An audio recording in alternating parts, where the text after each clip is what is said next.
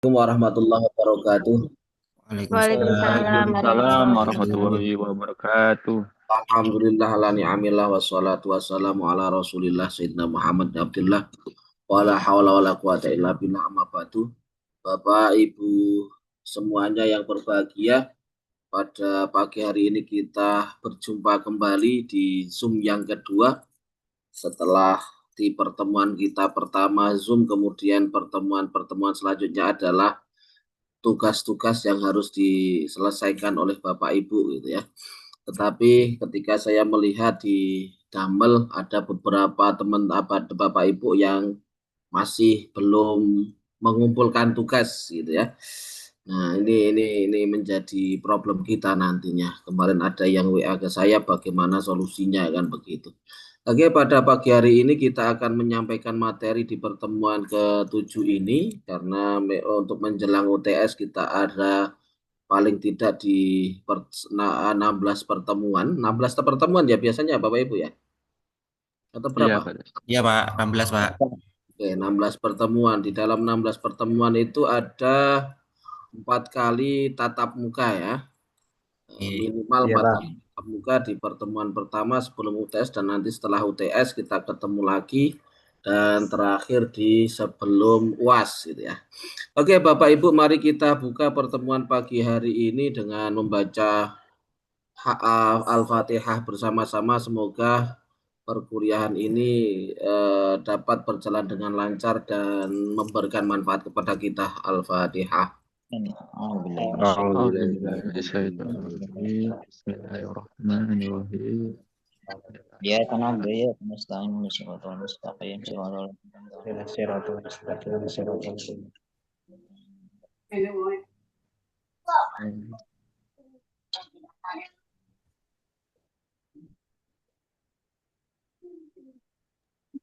Dimut, Pak. Dimut, Pak.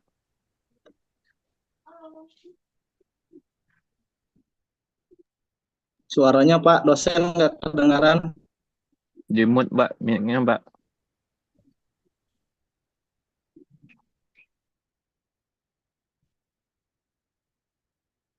Pak membukanya ini. Oke, pada sebelum kita mulai akan kita absen terlebih dahulu yang hadir pada pagi hari ini. Yang pertama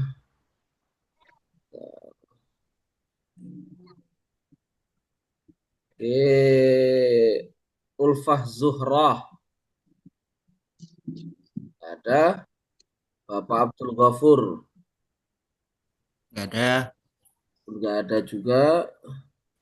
Lidakul Fadilah, enggak ada. Ada Pak. Ada Ada. Nining Indriani, Hadir, Pak. Nining. Hadir, Pak Pak. Suri, Pak Suri, enggak ada. Bapak Mu'alib, Hadir Pak. Bapak Syekhu, Nggak ada Pak. enggak ada. Bapak Fakihuddin, Nggak ada. Pak Suri ada ini.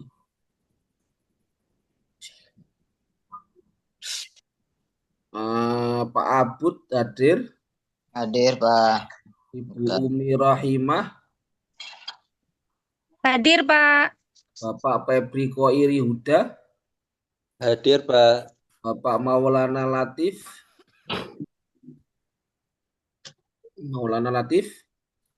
Ada Pak. enggak ada. Nggak ada. Ibu Eka Yuliana, Nggak ada. Ibu Nur Hasanah, Nggak ada.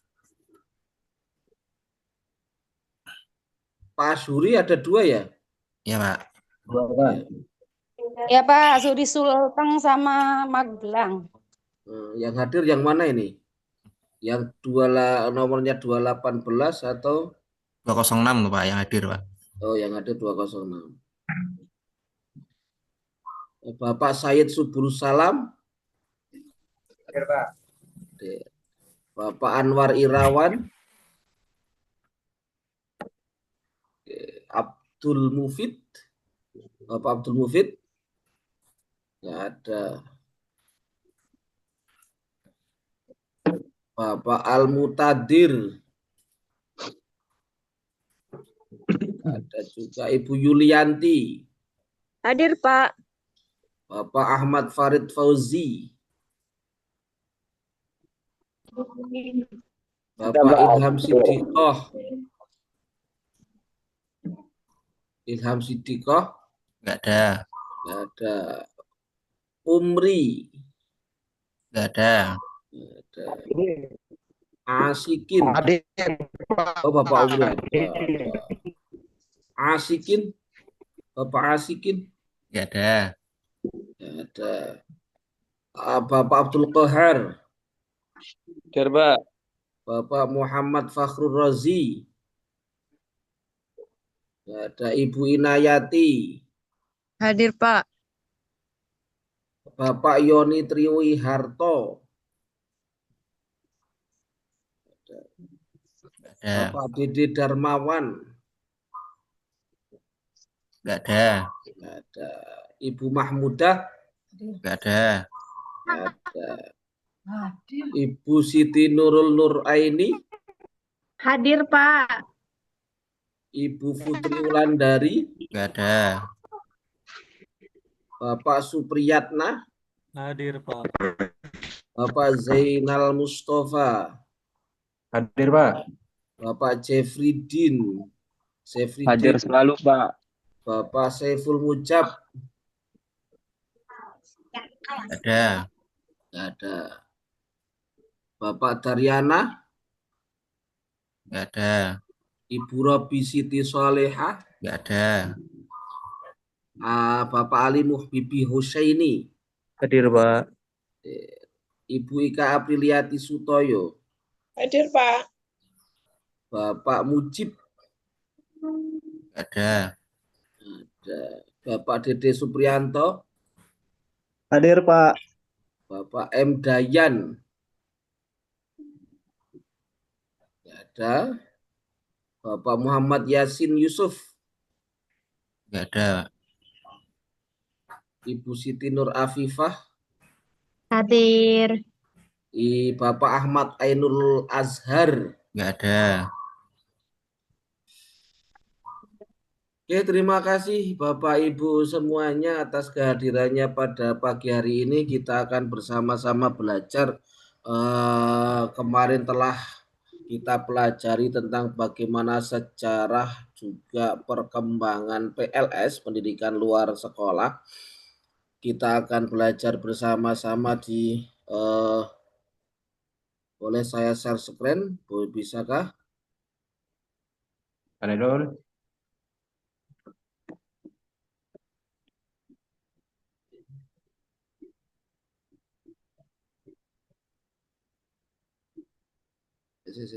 Stop. Saya mau share screen. Share.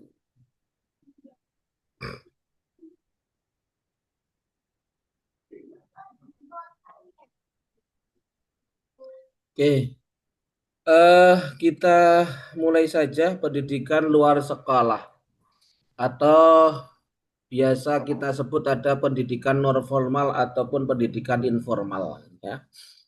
Nah, pendidikan luar sekolah atau pendidikan PLS ini berdasarkan dari fungsinya, fungsi pendidikan non formal itu pendidikan ini berdasarkan pada Undang-Undang Nomor 20 Tahun 2003. Nah, pendidikan ini mencakup apa saja? Yang pertama, pendidikan formal jalur persekolahan. Di dalam Undang-Undang Nomor 20 Tahun 2003 itu menyatakan ada 3 pendidikan yang bisa ditempuh oleh kita warga Indonesia, yaitu yang pertama pendidikan formal atau jalur persekolahan. Kemudian ada pendidikan non formal. jalur luar sekolah, ya. Terus kemudian ada pendidikan informal, jalur keluarga atau mandiri. Nah, pendidikan non formal atau jalur luar sekolah ini, Bapak Ibu, sebagai pengganti dan sebagai penambah dan juga sebagai pelengkap. Sebagai pengganti itu adalah pendidikan keaksaraan dan kesetaraan. Sebagai penambah dan pelengkap itu ada pelatihan kerja. Biasanya kalau seseorang atau warga Indonesia telah lulus sekolah itu kan, lulus sekolah pada pendidikan formal, contohnya di SMA atau SMK, biasanya ketika mau bekerja itu ada yang mengikuti pelatihan kerja. Karena kita melihat bahwa di kita berapa tahun kemarin sebelum Presiden Prabowo, pada masa Presiden Jokowi itu banyak sekali BLK yang didirikan. Itu ada diantaranya balai latihan kerja yang menjahit, balai latihan kerja desain komputer dan lain sebagainya. Ini contoh dari pelatihan kerja itu, atau penambah atau pelengkap itu. Kemudian pada pendidikan keaksaraan dan keaksaraan ini sebagai pengganti bagi pendidikan formal tersebut. Oke. Kemudian ada juga di penambah atau pelengkap ada lembaga kursus. Lembaga kursus, ya, kursus bahasa Inggris, kursus bahasa Jepang, kursus bahasa Mandarin dan lain sebagainya. Atau juga PKH, program keluarga harapan ini kan. Nah, ini merupakan pelengkap, sebagai penambah atau pelengkap dan juga ini dinamakan juga pendidikan non formal. Oke. Pada pendidikan non formal yang pertama ini adalah usaha mempengaruhi dan mengembangkan sikap sosial. Usaha mempengaruhi dan mengembangkan usaha mempengaruhi dan mengembangkan sikap sosial. Ini merupakan analogi dari pengertian pendidikan jasmani, etik, estetik, pendidikan intelek. Yang kedua, proses sosialisasi manusia kepada lingkungan keluarga, kelompok sebaya, sekolah, lingkungan tetangga, masyarakat, way of life bangsa, sebagai cara berhidup, berbangsa, dan bernegara. Ini di dalam pendidikan non formal itu. Untuk yang pertama, usaha fungsinya mempengaruhi dan mengembangkan sikap sosial. Yang kedua, pendidikan non formal sebagai pendidikan informal. Di dalam pendidikan di sekolah terdapatkan situasi yang dapat disebut pendidikan informal. Di dalam pendidikan luar sekolah dapat dilakukan pula secara formal, eksplisit, sistematik, misalnya pendidikan kepanduan, extension education, ya. Ini contoh-contoh di dalam pendidikan luar sekolah atau pendidikan non formal. Oke, yang ketiga, usaha mempengaruhi dan mengarahkan proses perubahan sosial. Perubahan sosial merupakan gejala yang sangat kompleks yang meliputi aspek politik, ekonomi, sosial, kultur, teknologi, dan sebagainya. Ini untuk mengantisipasi bahwa perubahan sosial itu sungguh cepat sekali, gitu ya, sehingga pendidikan non formal ini berusaha untuk mempengaruhi ini, proses perubahan sosial ini. Kemudian yang keempat,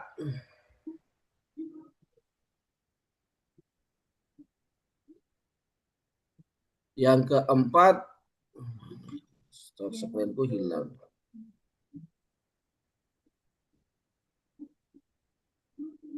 Bentar.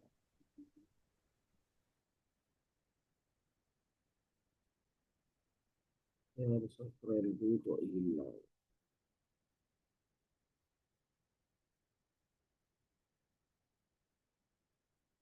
Ngoten nggih.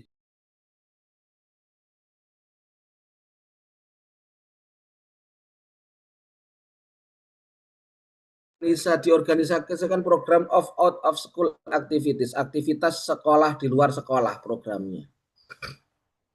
Pendidikan dalam arti yang sebenar-benarnya. Ini pengertian pendidikan non formal juga. Kemudian merupakan usaha yang terorganisasi. Pendidikan ini merupakan usaha yang terorganisasi. Dasar, tujuan, isi, metode, dan alat-alatnya dirumuskan secara eksplisit dan sistematis. Kemudian lapangan pendidikan non formal adalah pendidikan di luar lingkungan sekolah.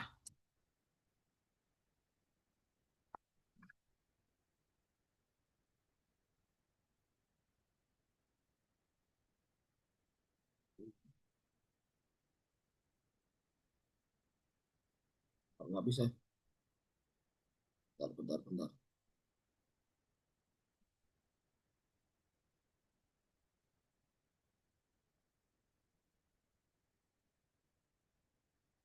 Bisa gimana? Saya keluar dulu. Maaf ya.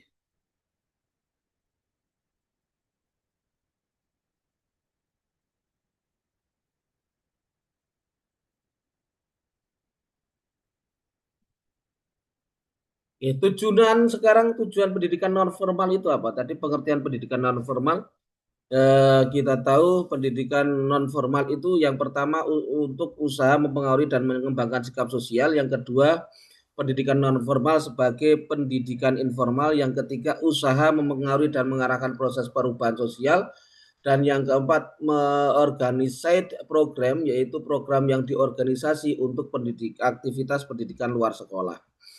Tujuan pendidikan non formal atau pendidikan luar sekolah ini yang pertama tujuannya melayani warga belajar supaya dapat tumbuh dan berkembang sedini mungkin dan sepanjang hayat guna meningkatkan martabat dan mutu kehidupannya.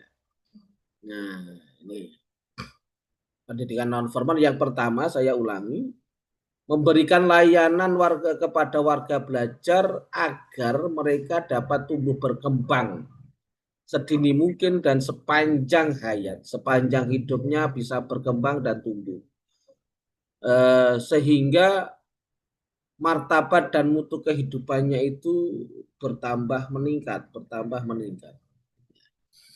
Yang kedua, yang pertama melayani, yang kedua membina warga belajar.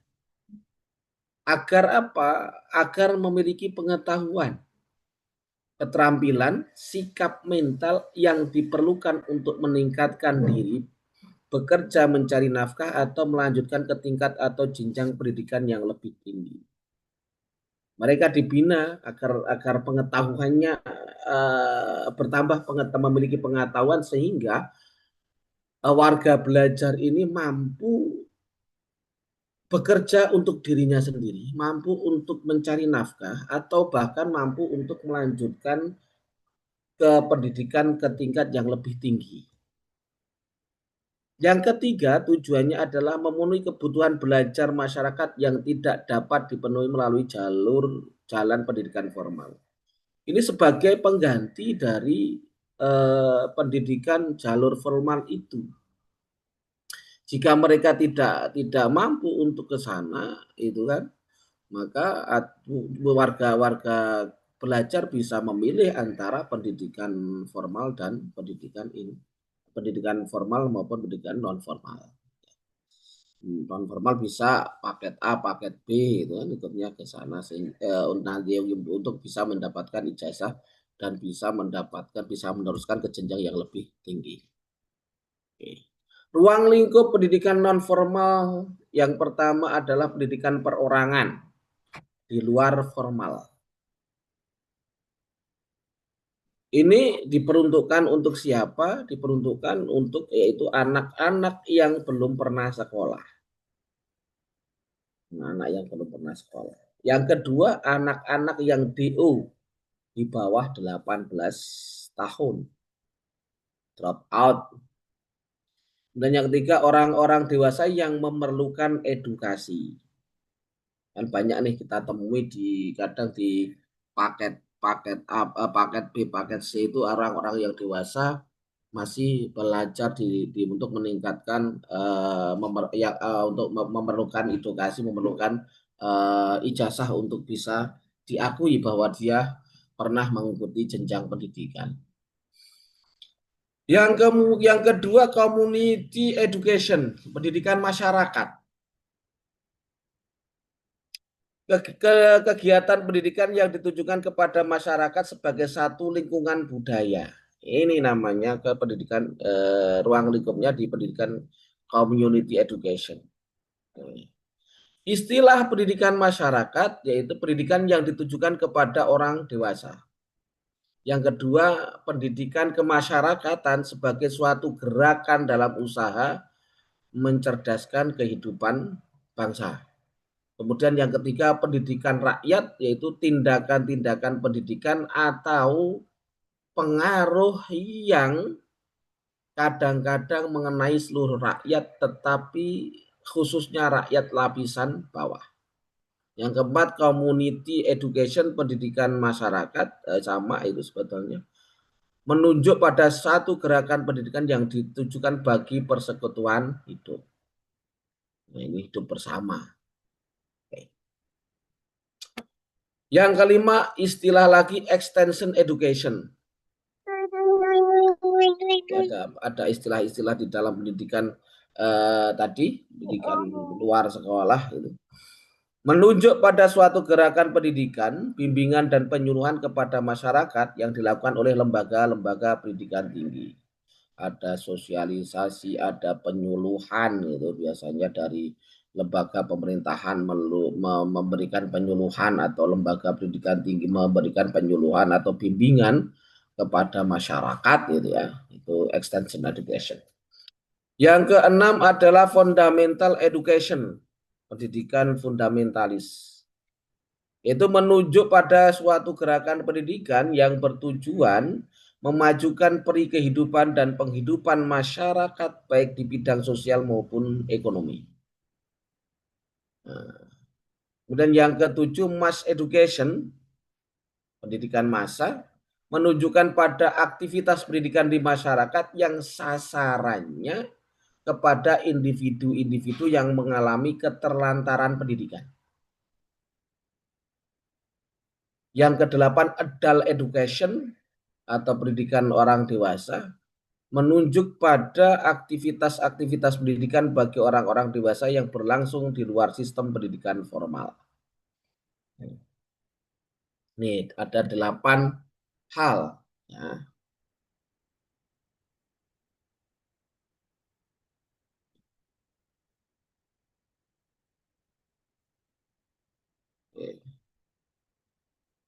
Karakteristik pendidikan luar sekolah dan pendidikan sekolah. Ini perbedaan karakter-karakter perbedaan antara pendidikan luar sekolah dan pendidikan sekolah. Program pendidikan sekolah, ini sistem yang ada itu artinya masuk ke sana. Sistem yang program pendidikan sekolah, perbedaan program pendidikan sekolah dan program pendidikan luar sekolah.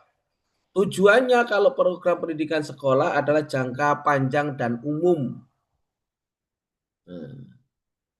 Yang kedua, orientasi pada pemilikan ijazah. Kayak kita ini kalau pengen sekolah, tujuannya adalah supaya mendapatkan ijazah pada akhirnya kalau kita menempuh pada pendidikan formal. Kemudian tujuan pendidikan non formal atau pendidikan luar sekolah ini adalah yang pertama jangka pendek dan khusus. Tidak sampai pada 3 tahun atau 4 tahun bahkan 6 tahun nggak sampai. Paling beberapa bulan saja. Kayak kursus itu kan biasanya 6 bulan begitu, atau pelatihan itu paling 1 bulan, itu termasuk yang begitulah tujuannya. Tidak terlalu panjang. Kalau kita kalau pendidikan formal itu kan panjang 6 tahun, ada penentuan tahunnya. Ada yang kalau tingkatan SD kita tahu sendiri itu 6 tahun, tingkatan SMP 3 tahun, tingkatan SMA 3 tahun. Perkuliahan S1 minimal 4 tahun gitu ya. 4 tahun. S2 bisa 2 tahun, S3 bisa 4 tahun. Nah, kemudian di program luar sekolah ini tujuannya tidak menekankan pada ijazah, tetapi menekankan pada skill atau keterampilan atau kemampuan yang dia latih. Umpamanya ketika mengikuti kursus menjahit, maka dia paling tidak di dalam berlatih selama sebulan, umpamanya pelatihan selama sebulan itu dapat membuat pakaian, dapat menjahit pakaian. Atau desain komputer, dia bisa mendesain di komputer sebagai desainer gitu ya. Ini skill, bukan pada orientasinya, tidak pada ijazah, tetapi mereka ya itu kurang ditekankan gitu ya. Ijazah atau sertifikat tidak begitu ditekankan. Kemudian waktunya, kalau pendidikan sekolah itu relatif lama. Kemudian yang kedua, kalau pendidikan formal itu berorientasi ke masa depan. Kalau pendidikan formal juga waktunya menggunakan waktu penuh dan terus-menerus. Sedangkan perbedaannya di pendidikan luar, kalau pendidikan luar sekolah relatif singkat, sebulan, sebagaimana yang tadi saya katakan, sebulan, 3 bulan, 6 bulan, atau bahkan ada yang seminggu gitu ya, pelatihan ada yang seminggu, bahkan kalau extension pendidikan cuma sehari saja begitu kan, mendengarkan penyuluhan itu kan bahkan bisa sehari saja. Kemudian menekankan masa sekarang. Artinya apa? Untuk kebutuhan masa sekarang, pelatihan, umpamanya pelatihan menjahit, pelatihan yang diadakan BLK itu untuk kebutuhan masa sekarang. Kursus-kursus itu kan. Kadang kalau di daerah kita di Cirebon ini banyak sekali LPK, lembaga pendidikan kursus itu banyak untuk apa? Mereka supaya bisa magang ke luar negeri. Lembaga pendidikan kursus bahasa Taiwan, bahasa Mandarin, itu mereka bertujuan untuk masa sekarang, karena setelah kursus mungkin bisa mengikuti ujian seleksi untuk bisa magang di Jepang, magang di Hong Kong, magang di Taiwan ataupun Korea, ataupun bahkan di magang di Arab Saudi dan lain sebagainya. Kemudian waktu yang digunakan tidak terus-menerus, tidak setiap hari gitu ya.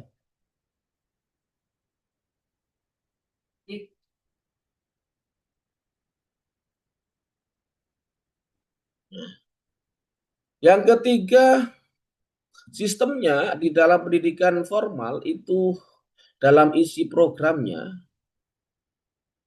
yang pertama kalau pendidikan formal isi programnya kurikulum disusun secara terpusat dan seragam berdasarkan kepentingan. Kita tahu bahwa dari tahun 1970-an sampai sekarang itu sudah berganti beberapa kurikulum yang ada di Indonesia itu ketika pendidikan formal. Ada dulu CBSA, ada kurikulum KTSP, ada kurikulum 2013, ada kurikulum Merdeka. Sekarang ada kurikulum Cinta itu ya, yang disampaikan oleh Menteri Agama itu kurikulum joyful, meaningful, kurikulum deep learning ya. Kalau Menteri Agama itu ditambah dengan berbasis cinta, cinta kepada Tuhan, cinta kepada diri sendiri, cinta kepada lingkungan kan gitu.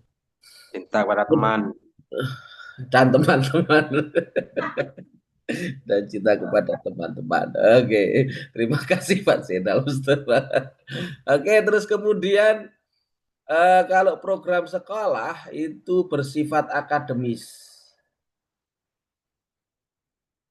Yang selanjutnya, penerimaan peserta didik dilakukan dengan ketat. Biasanya ada seleksi, gitu. Kayak Bapak, Ibu ini ketika masuk di PJJ ini kan juga diawali dengan seleksi.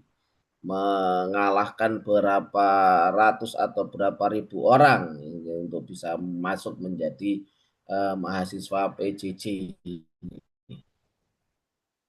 dan mendapatkan beasiswa, gitu ya. Kalau sistem pendidikan luar sekolah, isi programnya, kurikulum disusun berdasarkan kepentingan peserta didik. Kepentingannya apa, gitu ya. Contoh tadi menjahit, ya kurikulumnya dibuat bagaimana cara peserta didik ini bisa menguasai menjahit, gitu ya, menjahit pakaian, gitu umpamanya. Yang kedua, mengutamakan aplikasi. Yang ketiga, persyaratan masuk ditentukan oleh peserta didik. Siapa yang mau ikut, gitu ya. Kemudian yang keempat, proses pembelajaran.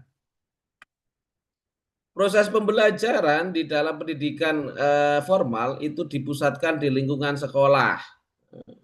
Ada kelas-kelasnya. Kayak kita juga ada kelasnya di Damel, kelasnya di Zoom, gitu ya. Atau ada gedung yang berupa kelas-kelas, gitu ya.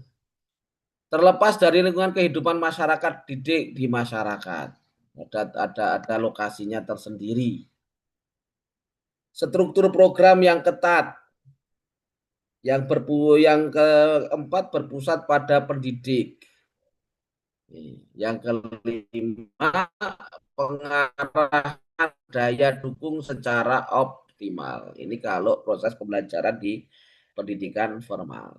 Kalau pendidikan non formal, dalam proses pembelajarannya, sistemnya adalah yang pertama, dipusatkan di lingkungan masyarakat dan lembaga. Terserah masyarakatnya mau ngapain, dipusatkan di sana. Berkaitan dengan kehidupan peserta didik dan masyarakat. Biasanya kalau pembelajarannya berkaitan dengan kehidupan peserta didik. Yang ke struktur programnya luas, tidak kaku, tidak terlalu ketat. Yang keempat, berpusat pada peserta didik. Yang kelima, penghematan terhadap sumber daya yang tersedia di dalam proses pembelajarannya. Karakteristik pendidikan non formal juga ada yang lain. Program pendidikan luar sekolah sangat beragam, konsisten dengan latar belakang paradigma keilmuan, ilmu pendidikan dan pengembangan sosial yang memiliki sasaran individu dan sasaran satuan sosial. Ini karakteristik yang pertama. Tadi perbedaan antara pendidikan PLS dengan pendidikan formal. Yang kedua, konsistensi antar dataran program operasional, teori dan filosofik sangat diperlukan dalam pengembangan sosial. Yang ketiga, sifat keilmuan pendidikan dan pengembangan sosial yang multidisipliner memanfaatkan perkembangan konsep teoritik dari disiplin lain untuk mempertajam pemahaman atau sumber material, yaitu perilaku manusia dan optimalisasi kepentingan objek formal, yaitu pengupayaan kemandirian dan optimalisasi dalam pengembangan diri. Ini di dalam karakteristik. Lembaga-lembaga yang ada hubungannya dengan pendidikan non formal. Yang pertama, lembaga-lembaga pemerintah. Dikdasmen, pendidikan dasar menengah. Dikti, pendidikan tinggi. Depsos, Departemen Sosial, dan lain-lain. Bimbingan di Dikdasmen, itu kan, lembaga-lembaga pemerintah yang menangani ini bimbingan sosial, panti asuhan, panti karya, dan lain-lain. Lembaga-lembaga pemasyarakatan pada Departemen Kehakiman. Ini yang ada lembaga-lembaga yang ada hubungannya dengan pendidikan non formal. Yang kedua, lembaga-lembaga swasta, NGO atau lembaga swadaya masyarakat LSM itu ya. Kemudian klub-klub pemuda, partai-partai swasta, perkumpulan KB, ini keluarga atau apa ini KB ini? Kumpulan KB. Kemudian koperasi,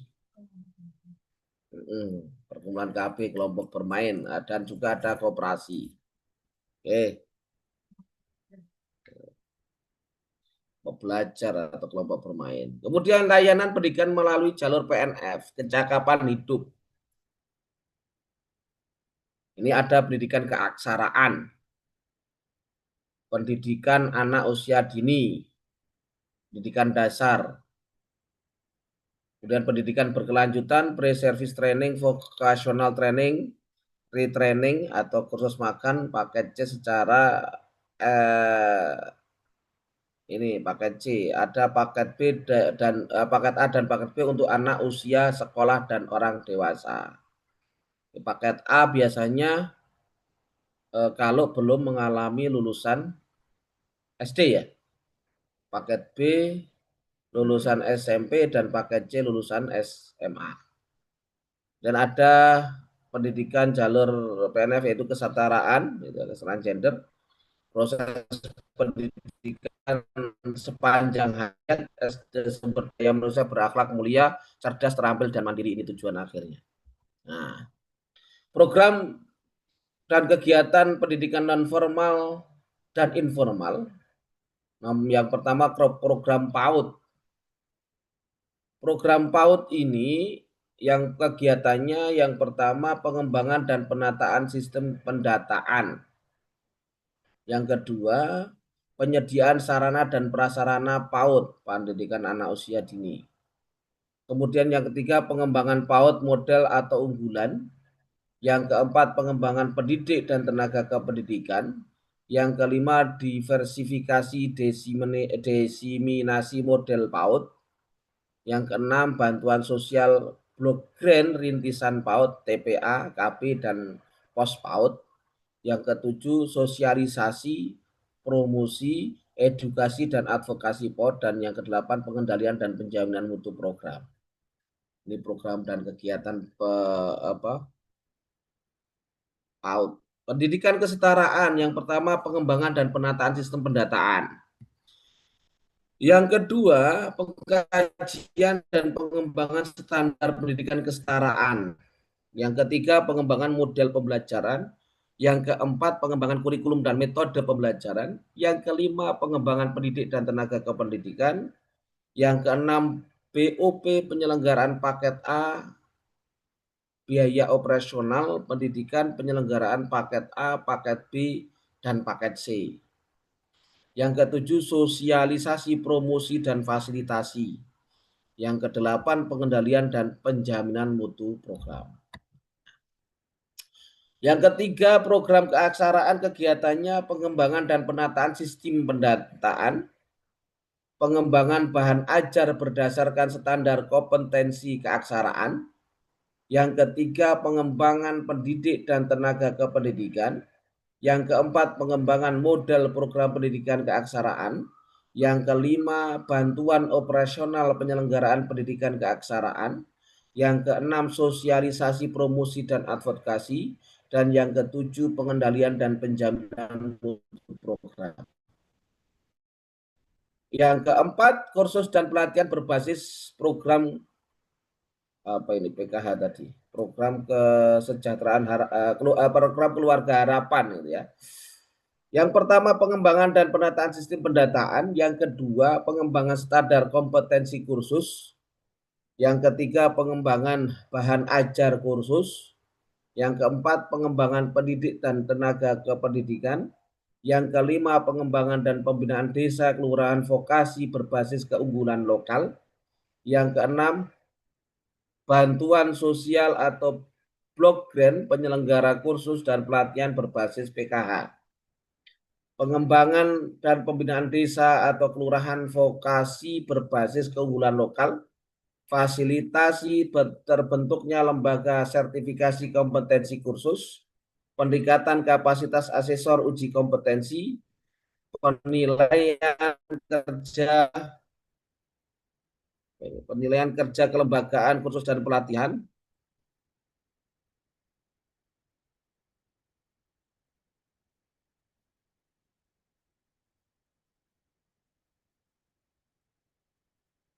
Yang ke-11 sosialisasi, promosi, edukasi, dan fasilitasi. Dan yang ke-12 pengendalian penjaminan mutu program. Ada pengembangan budaya baca yang ini menjadi sekarang ini program ini banyak dikembangkan oleh teman-teman gitu ya, karena kemarin saya baru mengikuti ini pembekalan ini budaya baca ini literasi gitu ya. Mengikuti program literasi ini ternyata memang ada beberapa sekolah atau yang menjadi problem di Indonesia ini, ternyata anak usia sekolah yang berada di sekolah formal itu di dalam membaca itu masih minim, masih ada yang belum bisa baca ataupun minim dalam berliterasi peserta-peserta didik kita. Nah, oleh karena itu ada program yang namanya pengembangan budaya baca. Yang pertama, pengembangan dan penataan sistem pendataan taman TBM, Taman Budaya Membaca ini. Kemudian yang kedua, pengembangan standar TBM. Seperti apa? Kemudian 3, bantuan operasional TBM, optimalisasi TBM yang sudah ada, pengembangan TBM keliling, peningkatan kapasitas pengelolaan TBM, Taman Belajar Membaca. Yang keenam, pengaruh utamaan gender atau PUG. Kegiatannya pengembangan dan penataan sistem pendataan. Yang kedua, bantuan sosial program untuk pengembangan model berwawasan gender. Yang ketiga, pelaksanaan PUG di tingkat provinsi, kabupaten atau kota dan satuan pendidikan. Yang keempat, sosialisasi, promosi, edukasi dan PUG. Yang kelima, pengendalian dan evaluasi kesetaraan keadilan gender. Dan yang di bidang pendidikan ya. Oke. Kegiatan strategis PAUD. Kegiatan strategis PAUD memperluas, mengembangkan dan mengkoordinasikan pelaksanaan PAUD yang merata, adil dan bermutu dalam rangka membentuk kesiapan belajar anak untuk menempuh pendidikan lebih lanjut. Tujuan PAUD adalah yang pertama, pemberdayaan partisipasi masyarakat untuk perluasan dan pemerataan PAUD. Yang kedua, pengembangan model inovasi PAUD untuk mencapai standar nasional pendidikan. Yang ketiga, koordinasi antar sektor dalam pendidikan dan pengembangan anak usia dini. Yang kelima, pengembangan model pembelajaran PAUD berbasis ICT, teknologi atau multimedia. Yang keempat, pengendalian penjaminan mutu dan pendidikan pusat-pusat keunggulan PAUD. Ini pemerataan PAUD. Kegiatan strategis pendidikan keaksaraan, menurunkan jumlah penduduk buta aksara melalui gerakan pemberantasan buta aksara dengan menggunakan mekanisme yang efektif, efisien, dan akuntabel. Tujuan pendidikan keaksaraan yaitu PBH melalui pendekatan pendidikan kecakapan hidup. Pemberantasan buta huruf melalui pendekatan pendidikan kecakapan hidup. Yang kedua, mengembangkan mekanisme insentif dan disinsentif dalam pemberantasan buta huruf. Yang ketiga, kerjasama lembaga masyarakat dan sistem voucher melalui warung PLS, pendidikan luar sekolah. Yang keempat, pengembangan standar keaksaraan dan pengendalian dan penjaminan mutu pemberantasan buta huruf. Yang kelima, menata mekanisme disinfo PBH pada pemerintah terdepan. Ini rencana-rencana strategis dalam pendidikan luar sekolah. Kegiatan strategis pendidikan kesetaraan yaitu mewujudkan pendidikan kesetaraan berbasis kompetensi dan kecakapan hidup secara efektif dan akuntabel untuk menunjang penuntasan wajib belajar pendidikan dasar 9 tahun. Tujuan pendidikan kesetaraan itu apa? Pelaksanaan paket A atau B melalui pendekatan kompetensi. Yang kedua, pembelajaran kecakapan hidup yang mengacu pada standar kompetensi pendidikan dasar. Yang ketiga, mengembangkan bahan ajar secara induktif dan tematis. Yang keempat, menerapkan pembelajaran yang berorientasi pada pemecahan masalah lingkungan. Yang kelima, pelaksanaan ujian kesetaraan yang berbasis pada pencapaian kompetensi. Nah, kalau dalam kegiatan strategis pendidikan berkelanjutan dan kecakapan hidup, ini merupakan melaksanakan program-program pendidikan dan pelatihan yang mampu mengembangkan keterampilan, keahlian, kecakapan, serta nilai-nilai nilai-nilai keprofesian untuk mendorong produktivitas dan kemandirian berusaha bagi pesertanya. Yang pertama, merintis model pendidikan luar sekolah wirausaha pedesaan. Yang kedua, merintis modal PLS wirausaha bagi para penganggur perkotaan. Yang ketiga, PLS untuk peningkatan kecakapan bagi para pekerja. Yang keempat, perintisan community college. Yang keenam, yang kelima, manajemen mutu kursus, standarisasi kursus, penjaminan mutu akreditasi, uji profesi, dan sertifikasi.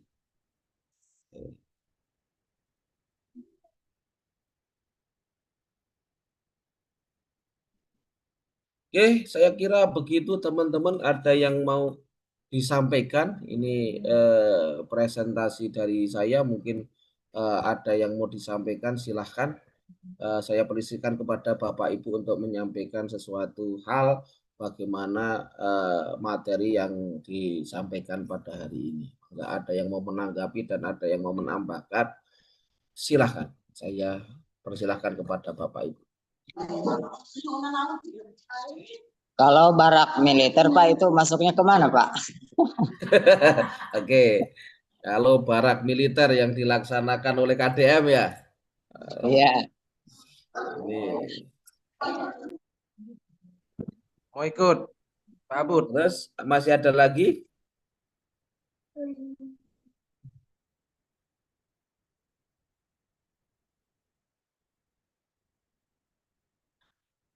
Kalau boleh saya menjawab Pak Abud bahwa barak militer itu merupakan sebagai penambah atau pelengkap tadi ya.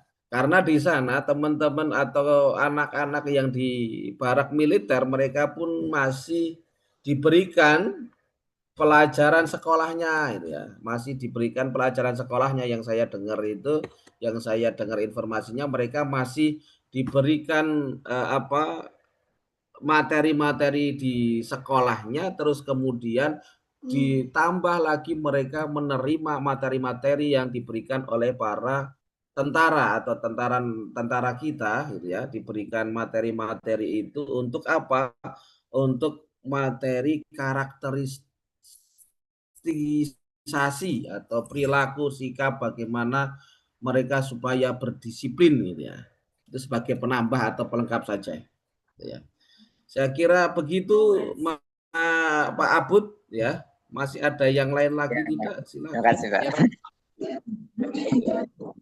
Itu juga masih banyak perdebatan untuk pendidikan di barak militer. Barak militer ada tegasnya juga, ada kejamnya juga kayaknya. Iya. Makanya yang ketika kita tidak bisa apakah memang benar-benar menjadi solusi gitu ya. Karena yang diekspos atau yang dikeluarkan oleh yang diviralkan itu hal-hal yang baik-baik saja gitu ya. Kita belum melihat apakah memang ada sesuatu hal yang negatif juga di sana gitu ya. Belum kita lihat di sana itu belum beritanya belum muncul hal itu. Karena ketika dikonfirmasi gitu ya tentang bagaimana pendidikan barak militer yang di KDM itu kadang jawabannya adalah silahkan kalau memang tidak setuju dengan adanya pendidikan di barak militer ya ayo kita ditantang sama KDM itu, ditantang kamu 50 50%, 50%. Nanti yang berhasil siapa? Kan itu menjadi tantangan yang disampaikan oleh KDM begitu. Nah, sehingga kita dari teman-teman akademisi itu masih mengkaji tentang pendidikan di barak militer itu, apakah memang itu pendidikan yang sesuai ataukah yang sesuai dengan sipil ataukah tidak gitu. Oke. Monggo yang lain silahkan. Ya Pak, saya Pak. Silahkan Pak Zainal Mustafa. Kalau kita melihat dari apa yang dilakukan oleh KDM, ya, kenapa kok di lembaga-lembaga kita malah itu dilarang, Pak? Karena tegas itu bagi guru itu no kan seperti itu, Pak. Malah kita harus dilaporkan, Pak, kalau sedikit melakukan kekerasan kan seperti itu. Kayaknya kontradiksi lah seperti itu, Pak. Kita sebagai guru ingin melakukan ketegasan, malah kita kayaknya setengah hati, kita takut kan seperti itu.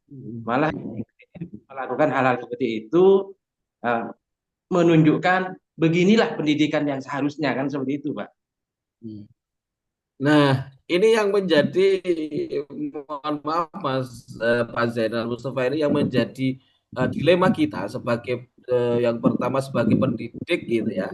Kenapa berarti kan di sini ada ketidakterimaan dari pemerintahan atau ketidakterimaan dari dari KDM ini bahwa sekolah-sekolah tidak bisa menangani lagi, guru-guru sudah tidak bisa menangani hal itu. Jadi kayak apa yang disampaikan Pak Zainal Mustafa itu, ketika ada suatu persoalan dan ditangani oleh guru, malah guru yang menjadi korbannya kan gitu. Tidak malah guru yang dilaporkan oleh orang tuanya, malah guru yang mendapatkan sanksi 50 juta, malah guru yang mendapatkan jeruji masuk di dalam jeruji besi ya gitu. Nah, ini yang menjadi dilema kita, artinya kok KDM melaksanakan pendidikan yang disiplinnya begitu keras gitu ya. Nah, ini masih menjadi kajian sebetulnya, menjadi di lingkungan kami gitu ya, di lingkungan kami bersama dosen-dosen lain juga masih membicarakan hal ini gitu ya. Apakah memang sipil mau ditentarakan gitu kan, mau itu gitu ya. Ini masih dalam perdebatan teman-teman ini. Apakah memang layak pendidikan yang seperti ini? Saya kira begitu Pak Zainal yang bisa saya sampaikan, bisa saya jawab begitu. Mungkin ada yang lain, silahkan. Saya izin bertanya, Pak. Silakan Pak Said Subulus Salam. Jadi terkait dengan ciri-ciri karakteristik PLS ya Pak ya. Salah satunya adalah waktunya tidak terlalu lama dan juga orientasinya pada ijazah. Tapi dari tadi disampaikan tentang pendidikan PAUD dan juga kejar paket. Terus juga di pendidikan Islam itu juga ada kan seperti TPQ atau pondok pesantren, itu kan sebenarnya membutuhkan waktu yang lumayan lama. TPQ itu sekitar 2-3 tahun atau lebih, dan juga di pesantren ada tingkat ibtidah, sanawiyah, aliyah dan seterusnya. Dan juga orientasinya juga di situ juga ada ijazah. Mohon penjelasan Pak, karena juga saya lihat di beberapa referensi ada yang mengatakan TPQ itu dan juga pesantren termasuk pendidikan non formal. Nah, jadi saya agak bingung gitu Pak. Sebenarnya ketentuan pendidikan formal itu apakah yang ditetapkan pemerintah ini lembaga resmi atau tidak resmi atau bagaimana Pak? Terima kasih Pak.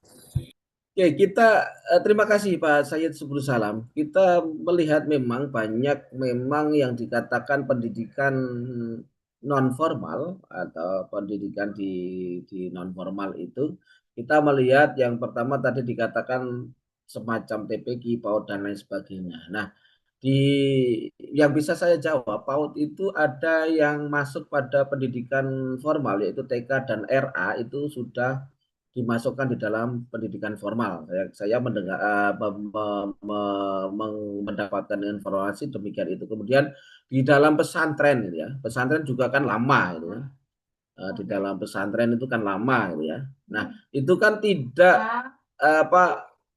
walaupun waktunya jangka panjang, tetapi kan tidak kurikulumnya tidak berpusat pada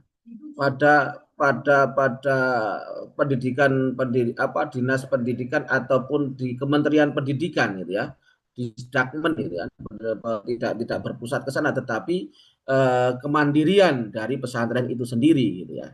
Mau menyelenggarakan pendidikan non formalnya seperti apa, kurikulumnya mau dibuat seperti apa. Tetapi kalau pendidikan formal itu kan berpusat mengikuti kurikulum dari pusatnya, Pak.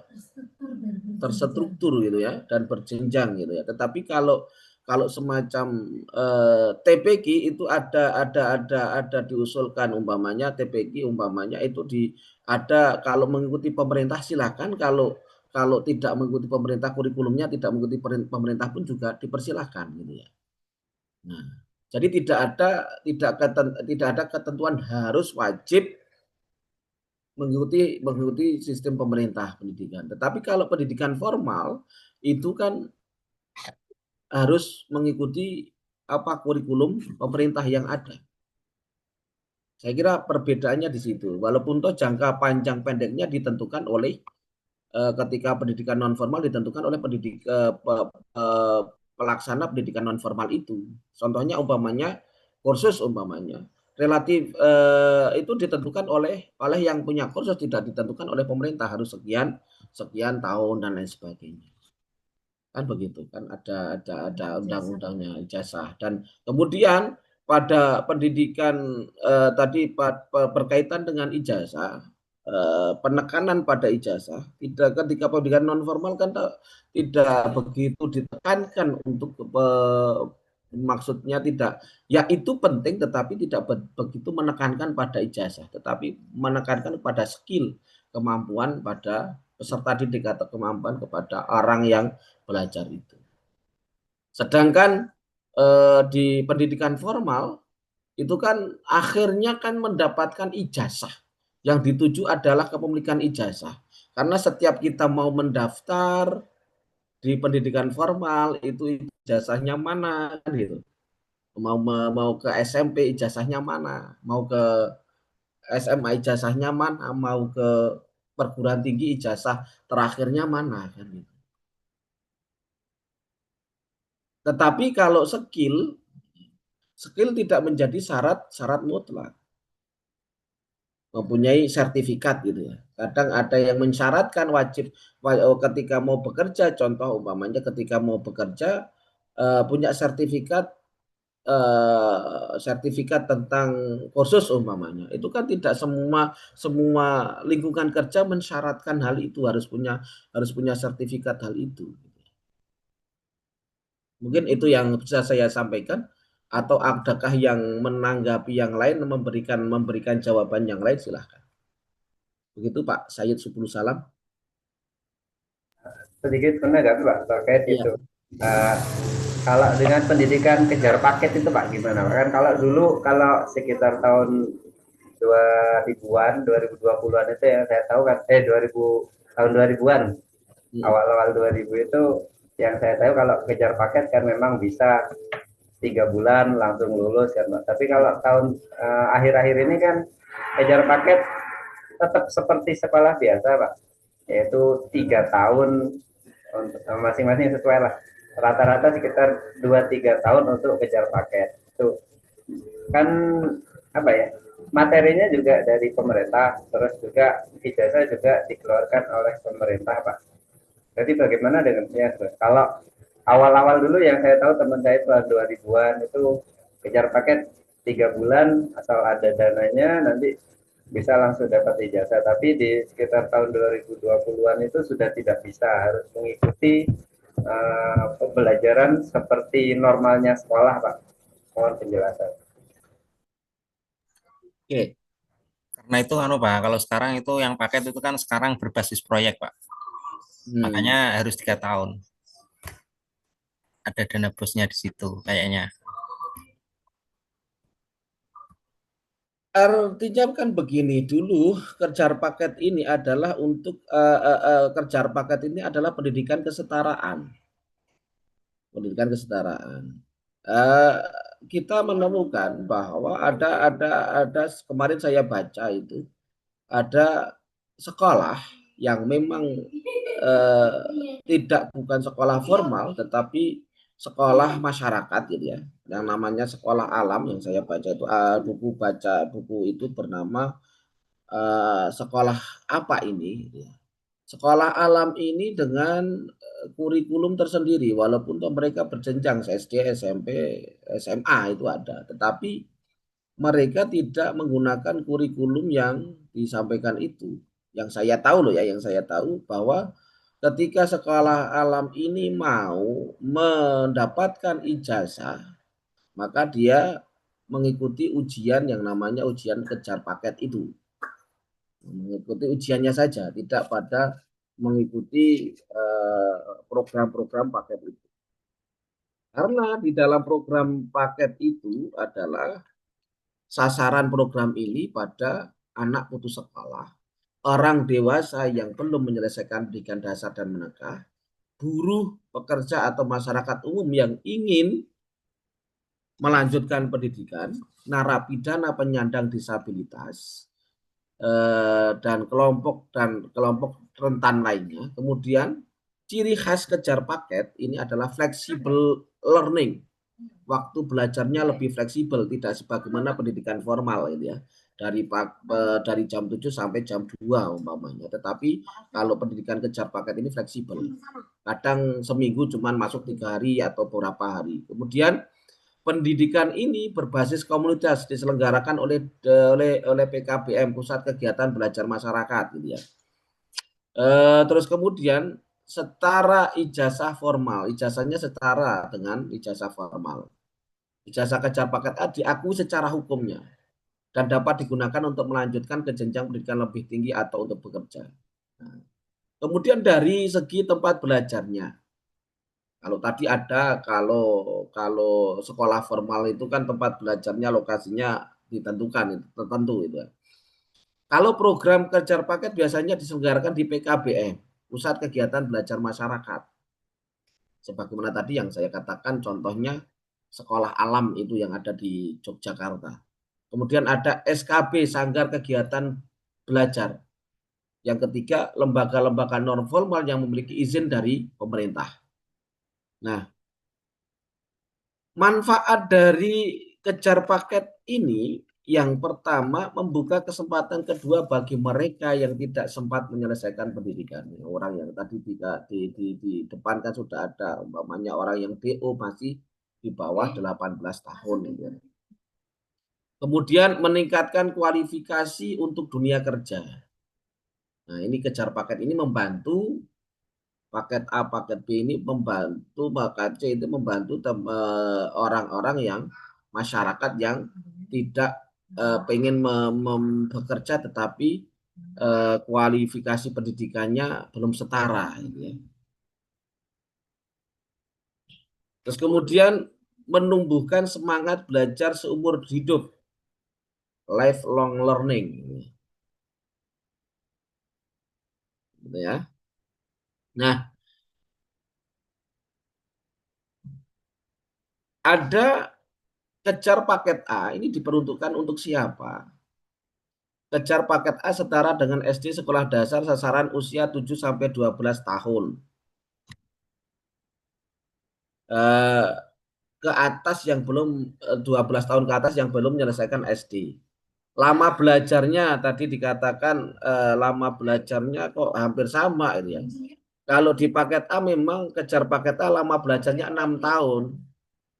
Tetapi bisa lebih cepat sesuai kemampuan peserta. Nah, di sini yang membedakan bisa lebih cepat dengan kemampuan peserta itu, peserta didiknya. Kemudian kejar paket B setara dengan SMP, sekolah menengah pertama.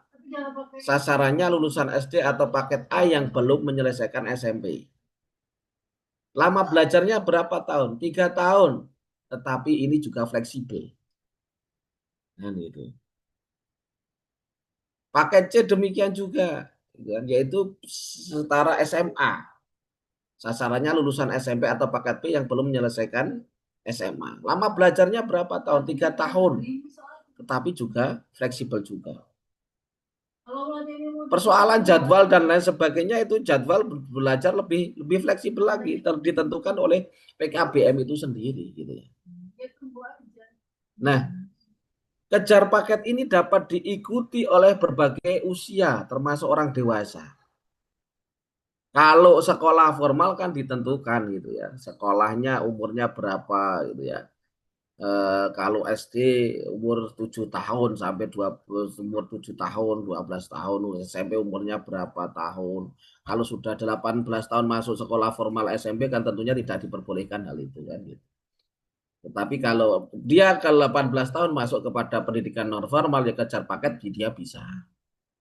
Dari segi umur begitu. Dapat kemudian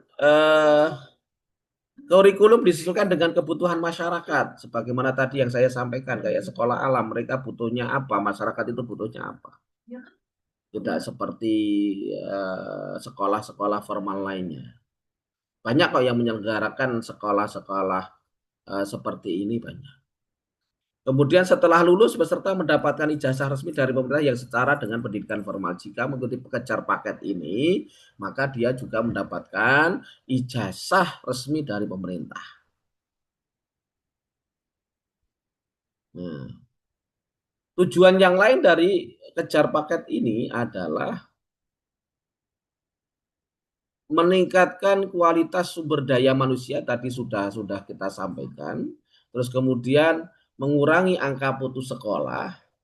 Yang selanjutnya adalah masyarakat agar lebih produktif. Itu Pak. Jadi ketentuan tahun ini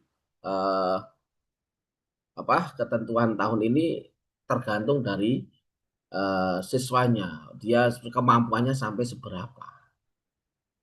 Gitu.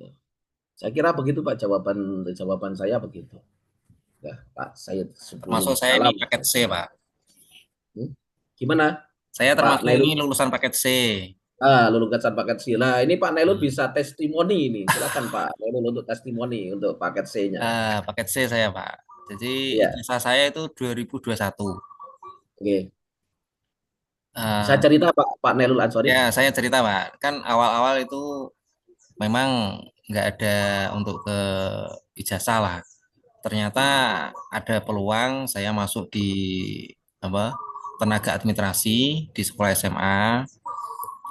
Terus akhirnya saya dipaksa untuk yaitu ada formalitasnya gitu, biar tidak nanti diganggu sama teman-teman. Kok nggak punya ijazah kok jadi karyawan SMA kan gitu.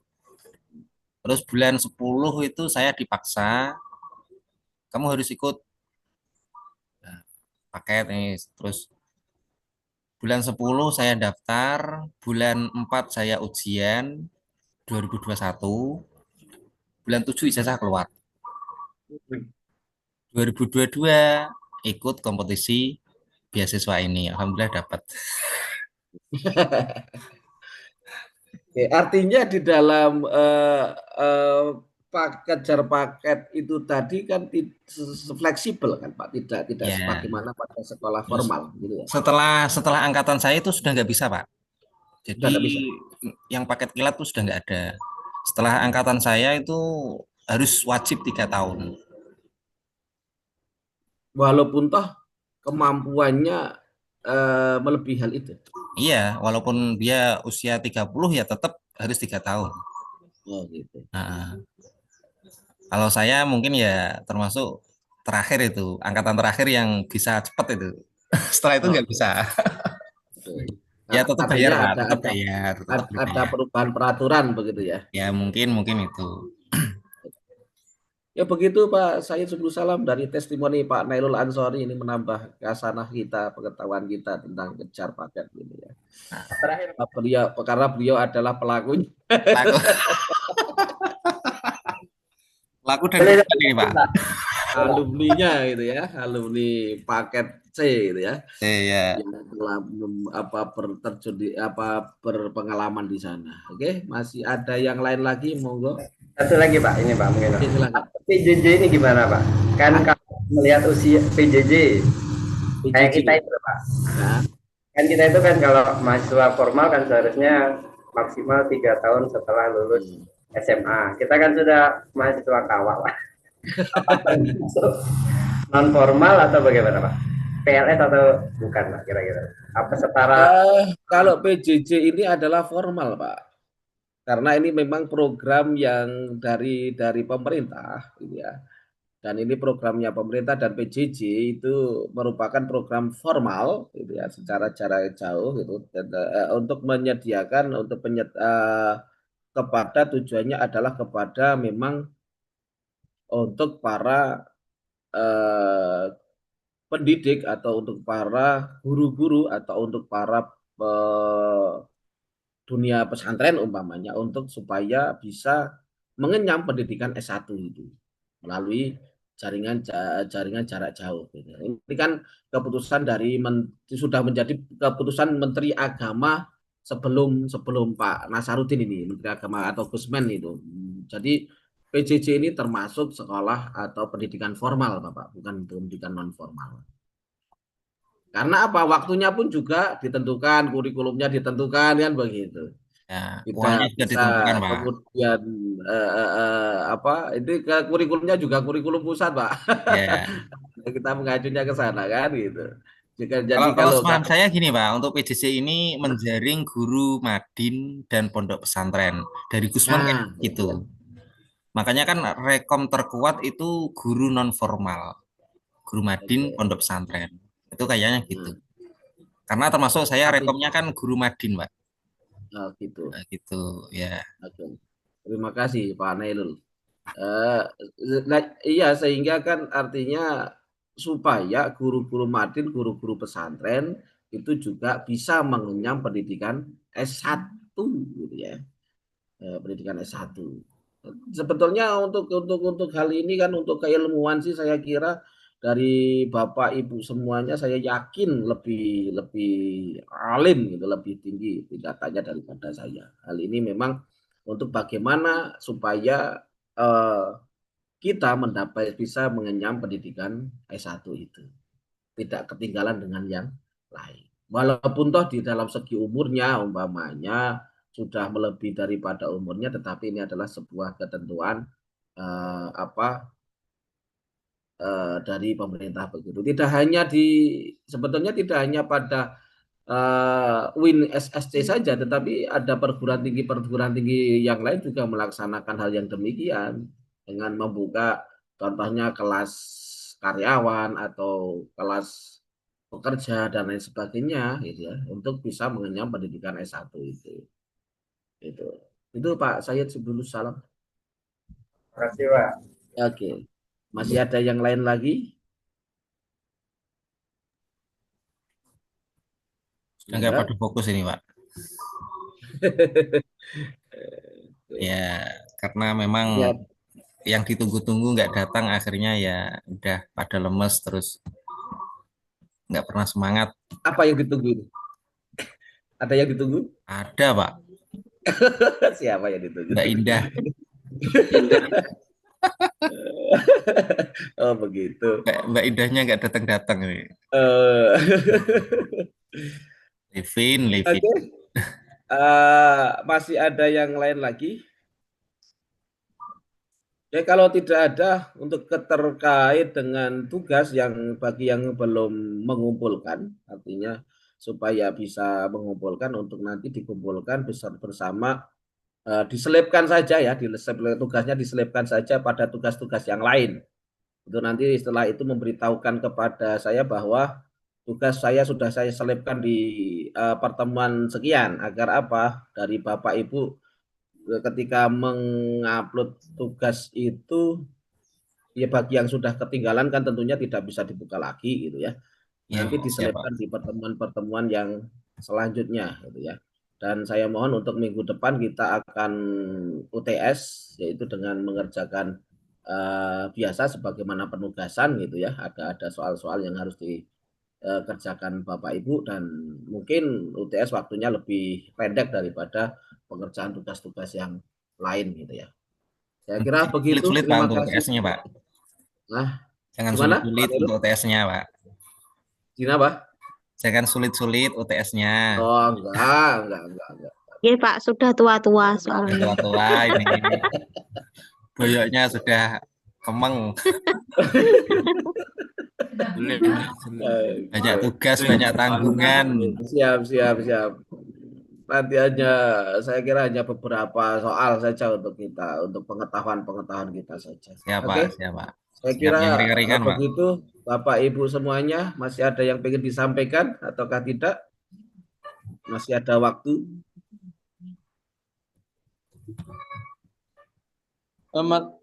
Amunten Pak, untuk materinya bisa di-share Pak.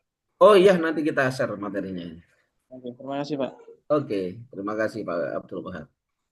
Ada yang mau disampaikan lagi, teman-teman yang lain? Sudah? Cukupkah?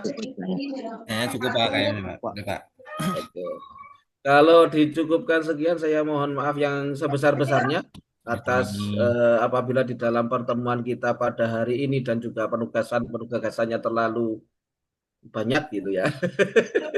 Saya mohon maaf yang sebesar-besarnya dan mari kita tutup dengan membaca hamdalah alhamdulillah. Saya kurang lebihnya mohon maaf sekali lagi. Wallahul muwaffiq ila aqwamit thoriq. Assalamualaikum warahmatullahi wabarakatuh. Waalaikumsalam warahmatullahi wabarakatuh. Terima kasih Pak dosen.